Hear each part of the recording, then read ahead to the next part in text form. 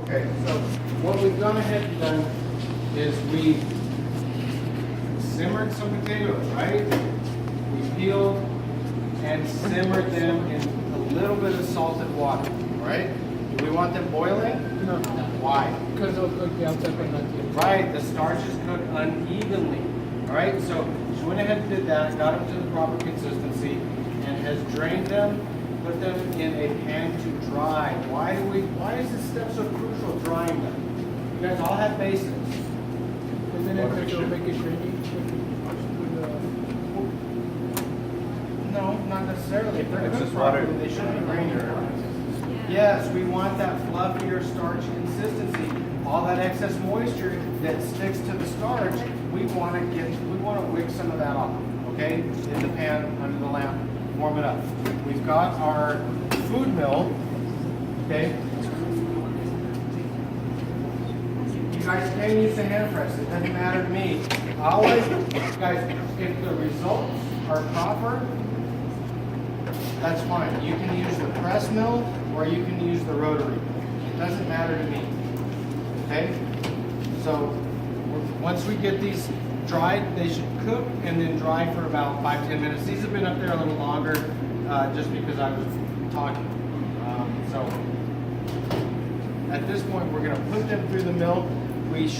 On the stove, we need to heat our dairy products. That means our butter and our cream, milk, half and half, whatever, that we're going to put in there. We want to get that warm. Why? So it incorporates together. Okay, better, easier incorporation. But we don't want to bring the temperature of these potatoes down with cold milk and cold butter, right? So they keep warm, and easier incorporation, all of that. Any questions about that stuff? Okay, does everybody know how to use the food mill? Yes?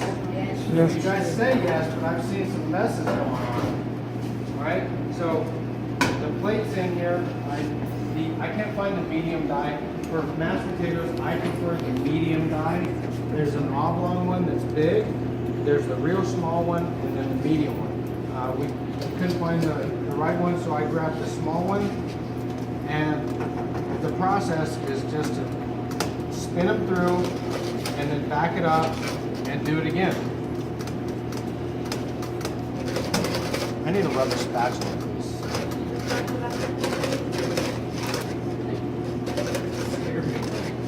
You can sense the evil in the air. I did. Make sure I have you. It smelled like the other bathroom. Thank you. All right, so, and yes, guys, this takes some time, and no, it's not the easiest process, but it's worth it. Where's that little one? Anything is better than getting the press. What's the other one? I don't know where it is. I think it's in Carol's office. No, we used it yesterday. Oh, did you? I just You asked guys for are only doing one plate of, so I would use that little press. Yeah. Or a strainer or sifter or something, you know? And you know what, if you guys want, I bought like a half-size one that I'll bring in and I'll make available to you guys, as long as you don't break it. Yeah, like I said, it doesn't matter, you know, the method or Did you the overcook equipment. them? Huh? Did you go over cooking already? Say again? Did you go over the cooking process of Yes, the potatoes? absolutely. Alright. So how do we cook the potatoes, guys? You should know this. Simmer in salted water. I've walked in here too many times and seen you guys boiling potatoes. Full rolling oil. What happens if you boil them? We'll cook them. They're not cooking evenly, right? And then you're going to serve, ultimately, how's the texture of those potatoes? Grainy. There's no fixing it. Okay. So, this time, let's say that's the product we've got. We've got our warmed dairy ready to go. Let's bring that over. And guys, don't just dump all the dairy in at once. Put half and half, because if you have too much dairy, your potatoes will get a little too soupy. But if you do half and half, you're going to get the perfect consistency, right? So it's about working thoughtfully. Okay? And we get the rest of our dairy in. And then what are we going to do to this? Put it on the line? Season it. There we go. We're going to put salt and pepper in it.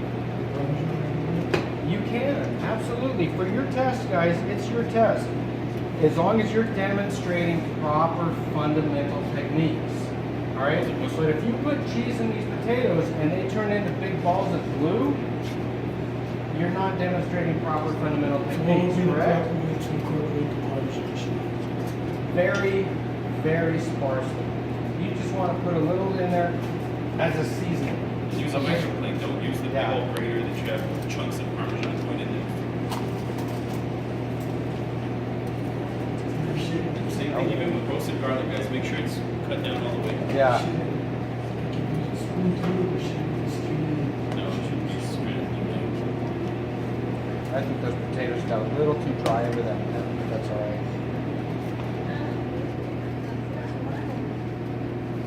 All right. Too much salt in the water. Okay. Yeah, there's, yeah, do that in a minute. Yeah, go do it. Go bring that, thin that out just a touch. The next thing we're going to demonstrate, guys, is the pilaf method. All right. You guys love ruining rice. Okay. Someone want to tell me what the pilaf method consists of? Start in the oven. Start in the top and finish in the oven. What's the first step? Saute, right? And if I say saute, what comes to your mind? All right, very good. You can rinse the grain if you need to. Yeah, you might need to get it cleaned. If it's a long grain rice like a jasmine or basmati, or you know, some of the Chinese rices are really starchy. Most American brand rices have already been rinsed. But if it's a really heavy starchy rice, yes, absolutely give it a rinse. But remember that that is going to affect your water ratio in the end. So if it's a really starchy rice and you have to rinse it, you need to cut your water ratio back to about 1.5 to 1. So 1.5 parts water to 1 part rice for the cook. Okay. Can we use stock in the pilaf method? Okay. Good. Preferred. Yes? Yeah. Right. Why? Flavor. All right. Here's the potato press. Okay, so, this is kind of big, the holes. This one's kind of flimsy, but either way will work. So getting back to the saute on the pilaf method, what are we going to saute? Our aromatics, and then the rice. Yes, absolutely, guys. We need to saute that rice. We need to start that cooking process, develop some flavor, and then what's the next step? Add our liquid, and then no, guys. Angela, what's after that? All right, thank you. Season it. Then yes, we're going to bring it to a simmer. You can cover it in the same pan and put it in the stove or in the oven, or you can put it into another vessel. But make sure that your cover is tight fitting. So it's, for my thoughts, I would rather see you guys come out of your saucepan that you've started your pilaf in and go into a 6-pan or a 9-pan that you can cover with foil tightly. Because if you put foil over the saucepan, you're going to lose too much steam, right? And it could affect the consistency of your final product. Does that make sense? Yes, you're creating an extra dish, but if you're working thoughtfully, you're going to have a better product in the end. All right, any questions about that? Take it a step further. Use the insert pan, because guys, you have all these steam tables, and you serve us cold mashed potatoes, serve cold rice, cold chicken, cold sauce, because you didn't keep it warm. You have the heat lamps above the stations also. Utilize the stuff around you guys. That's what it's there for. Okay, so Paulina, where'd you go? Yes, Okay, let's go ahead and get this started. So we're going to start doing the pilaf. Can you go get me a 6-pan, please? Metal shallot. Your oil for me? All right, so we're going to let our saucepan get hot.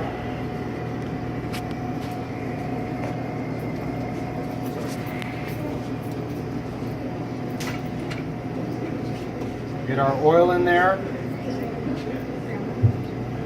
How much oil do we need in this? Just enough to coat the pan, right? We don't need our rice swimming in oil. All right, so we're gonna get our aromatics in there. Get those moving around.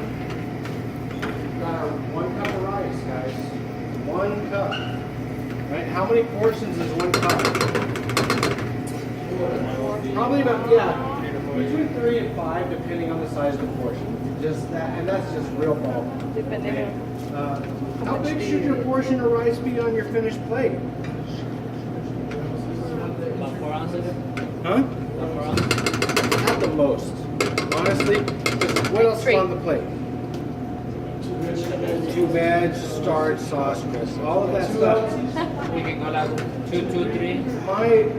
My preference are rice, because rice is much denser than potatoes. 3 ounces on rice, 4 ounces on potatoes. But again, it depends on the preparation. Okay?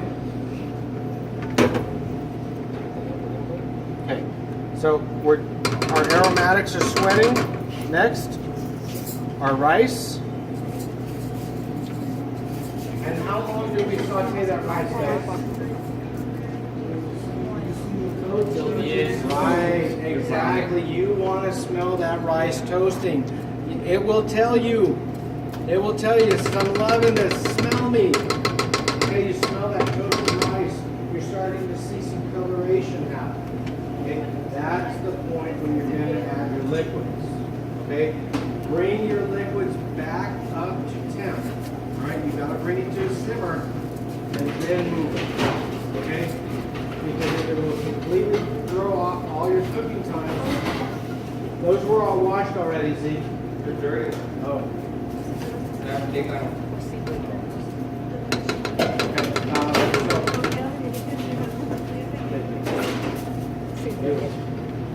right, so what kind of pan is this?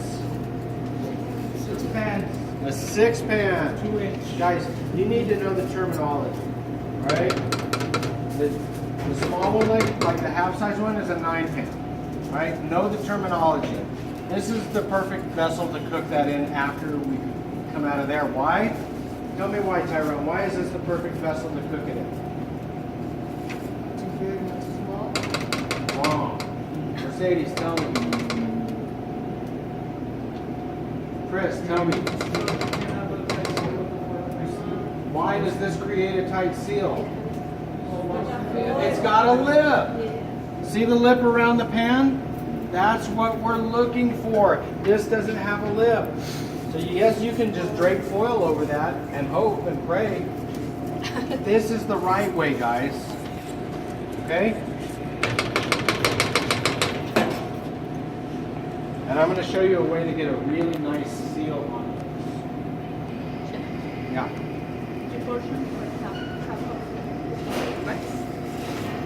What? That was a cup of, that was a, for half a cup of rice? Probably 2. Alright, I hear good things happening. You guys saw I put about a tablespoon or about a teaspoon and a half of oil in the pan, and the rice is coated. Right? You don't need a ton of oil because once that oil gets hot, it's going to disperse very easily.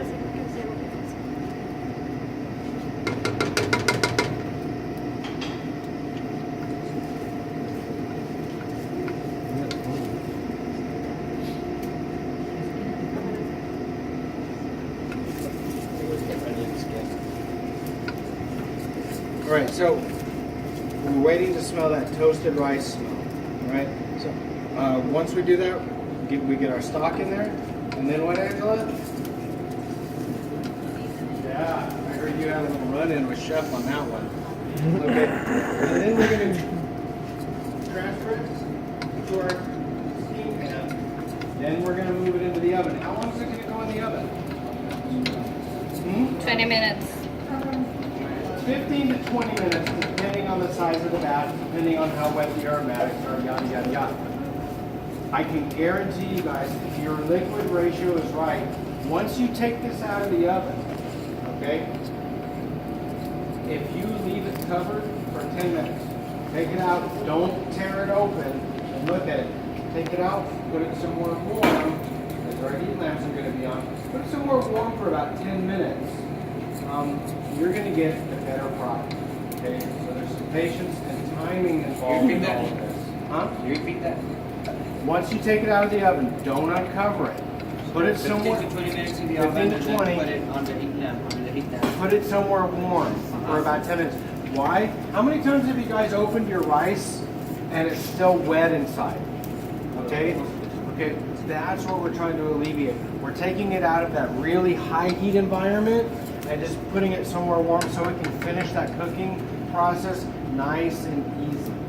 Okay? Those starches will continue to absorb that liquid that's present because it's in the form of steam. Right? If we open it up, that steam's all going to condense and go down to the bottom. Does that make sense? Yeah, Okay, sure. so you leave it up there for 10 minutes. Once you open it, fluff it with a fork. Okay, and that's everything that we're doing now as far as the saute. That's where you're going to see those results. Your rice grains will separate, and you'll have a nice fluffy pilaf. All right. So remember, your pilaf should be almost like a pillow. Okay, it should be nice and fluffy. Shouldn't be heavy and gluey and gummy.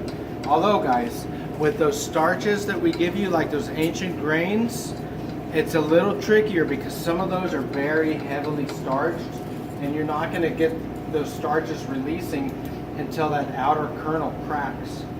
Okay, so those tend to be a little heavier, but the process that we're demonstrating here will definitely lighten those up. Does that make sense?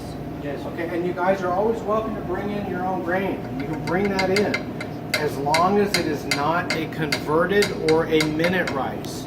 We talked about that a little last week. What are those? The minute rice. Already cooked. It's cooked and dehydrated rice. It's idiot-proof rice. It's the stuff. It's the shit that Mom loved to cook when we were kids. Why? Because it's easy. It's quick. You can boom, boom, get these guys fed and into the bath. We're not doing that here. Understood? And I can spot that stuff a mile away. And I will be checking your bags when you come in. All right? I want to make sure that nothing's prepped, that you're not bringing in chicken stock, and it'll be ready for you. Just, in more of an effort to help you out than to be the bad guy. Okay? Any questions about this so far? Oh, we're getting some smells, huh? All right. So, in the interest of time, let's go ahead and add our liquid. So, 2-to-1 ratio. Guys, what I like to do, and honestly, is I would cut this back a little. I would leave about a quarter cup behind. I would rather my rice be a little on the dry side than wet, because if I'm resting it properly, it's gonna be better. Okay, I promise you. So I would leave about a quarter cup behind.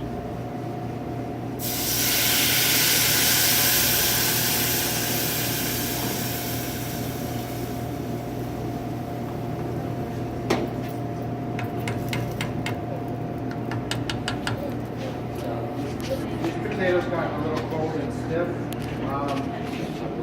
but if you want to try them, please feel free. Here, I have like some. Tasting spoon somewhere else?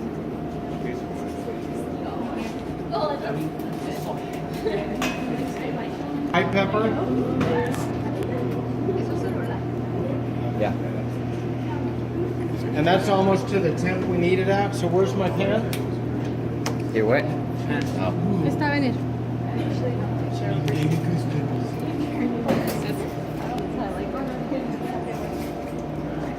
Well, it's kind of a little bit of preference. Do you guys have any questions up to this point? Okay. Are you guys finding this kind of stuff informative from last week to this week? Yes, sir. Any like minutes that we can know, like how many minutes do we simmer the potatoes? That depends. Guys, great question over here. Did everybody hear that? How long do we simmer the potatoes? I use a knife test. Depends on the size of the cut. Okay? Yeah, and when you go into your potatoes with a paring knife, don't use your chef knife, don't use a fork, guys. going over with a paring knife, it should slide right off of the knife. Okay? You shouldn't be able to pick up that potato with the knife. Does that make sense? Yes, sir. Okay. And really, it's depending on the size of the cut, right? And your cut should be about a 1-inch square, approximately. Right? All right, so this is coming up to a simmer now. Then we're going to go in here and then in the oven for 20 minutes. Now one thing I want to point out to you is no more than a double layer of foil, which is always best for a peel-off, all right? Because if this gets punctured on the edge here, you've got another layer sealing that vessel, all right? Yeah. You're not allowed me to do ceramic wrap, that's well. You can do that, all right? Did everybody hear what Leo said? He has been told to do it with saran wrap and foil, okay? The trouble with that is it's a little messy. And you can use plastic wrap up to 350. 350 is like the outer limit of plastic wrap. Because at about 350, that plastic wrap wants to shrink and tear. And it sticks really bad. So I'd say anything under 350, yeah, go ahead. But if you seal with the foil properly, and I'm going to show you how to create a good seal with the foil, it's all the same, okay? We've got this up. Give me a towel. I have towels over there. Towel.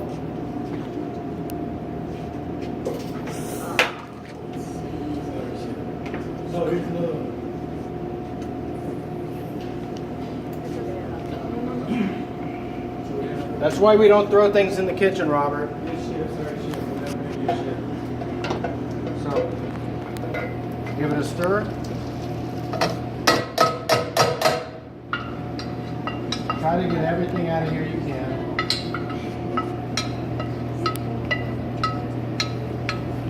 Okay. And then with your foil, let me move over here. All right, come on over here, guys.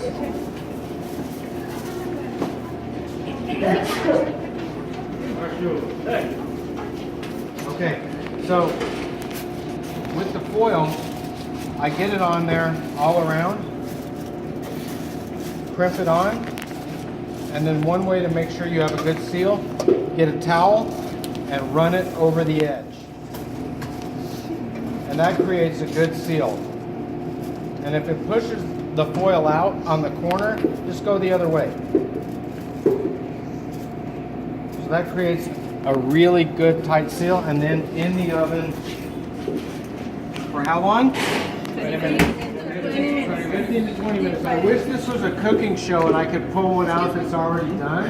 Unfortunately, we didn't have the time to do that kind of TV magic.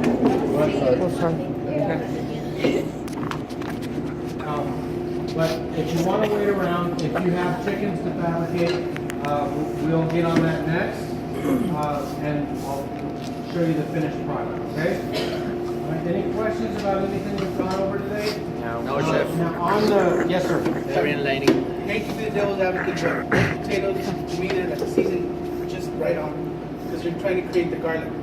I understand on the Okay, what? texture of it, but like to me that's like perfect. Okay. If you say that would fail, I mean I would fail easy. Okay. To me they're really good. All right, put a sauce on top of that. Put a sauce on top of that, and it's going to be over seasoned for sure. Okay, you got to think about how it's going to go with the other components. We're going to talk more about that next week. I really, honestly, you can be the devil's advocate all you want. That's good. That's a good thing. You know, you're thinking for yourself. Better than mindless drone, right? However, you know, you got to look at the big picture. And I said they were slightly over seasoned, Okay. because working in the industry, guys, we tend to like those heavy seasonings. Okay, take that out to the dining room to grandma. Yeah. She's gonna pucker up and drink a gallon of water and say, "God damn, those are salty." So we're not cooking for ourselves, but I appreciate you bringing that up. Okay, so who wants to do chickens? Who brought chickens? Thank you.